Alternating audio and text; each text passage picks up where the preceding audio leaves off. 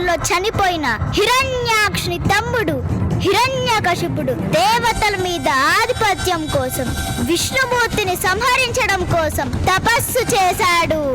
మనిషి చేతుల్లో చావకూడదు, జంతువు చేతుల్లో చావకూడదు, ఆకాశంలో చావకూడదు, నేల మీద చావకూడదు, నీటిలో చావకూడదు, ఇంటి లోపల చావకూడదు, ఇంటి బయట చావకూడదు, జీవం ఉన్న వాటితో చావకూడదు, జీవం లేని వాటితో చావకూడదు అని వరం పొందాడు బ్రహ్మ దగ్గర నుంచి.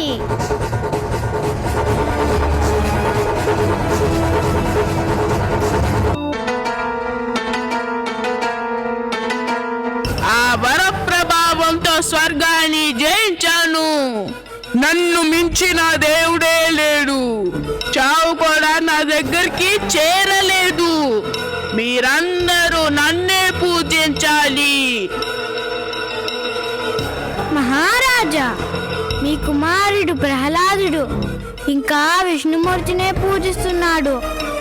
మిమ్మల్ని దేవుడిగా పూజించడానికి అంగీకరించడం లేదు. నా దగ్గరికి విష్ణుని పేరెత్తడానికి ఎంత ధైర్యం నీకు? ప్రహ్లాదుని తీసుకురండి ఇక్కడికి.